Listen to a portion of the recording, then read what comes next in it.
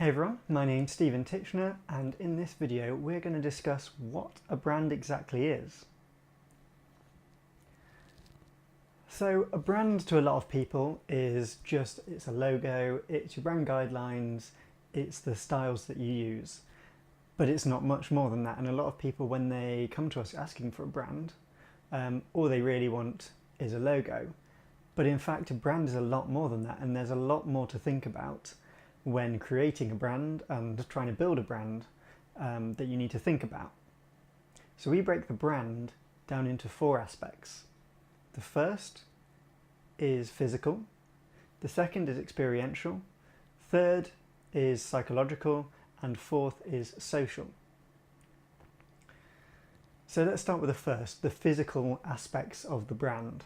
This is exactly what you think it's going to be. It's the logo, it's your colours, it's the tone of voice you take, it's the typography, it's everything that makes up the visual aspects of the brand and how people experience that brand. The second part is the experiential side. So this is how people experience your brand. So whether that's your website, whether it's your customer service, whether it's a particular advert or a particular touch point in a store, maybe you might do a cool experience or a cool video or something like that that a lot of people experience. But it also goes deeper than just these initial experiences. So like we said, your website, it can also be your products. So particularly with things like laptops, and let's say Apple for instance, the way you interact with their laptops and the way you experience the software they've made and the keyboard, those are all experiences which are building up in your brain that you relate to that brand. So for instance, with the Mac laptop, I noticed how smooth it was to use, I noticed how easy it was to use. And this is something that has influenced my view on what the Apple brand is. So that's what the experiential side covers. It's all the different ways that people interact with your brand to build up this idea of what a brand is, of what your brand is. Next up is psychological. So this is all of the elements so far combined, which is building up this psychological and emotional connection to your brand. So everything people have experienced until now, so like, you know, interacting with your product or your website or your logo or your customer service, all of this comes together to build up this profile of your brand and what that particular person believes it is.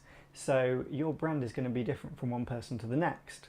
It's never really going to be the same for every person, and the best way you can influence this is through these physical and experiential touch points to build up a good view of your brand. That's really what you're looking for. It doesn't matter exactly what people are thinking, as long as they've got a good view of who you are as a brand and your values and what you stand for. That's ultimately what you need.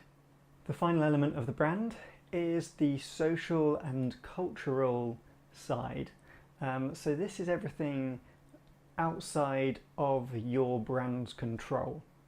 So if you're thinking it's about Facebook and Instagram, how you're interacting with the communities on those platforms and how you're interacting with your community in your shops or wherever it is your people are, and your users are, your clients are, that's what the social aspects of your brand are.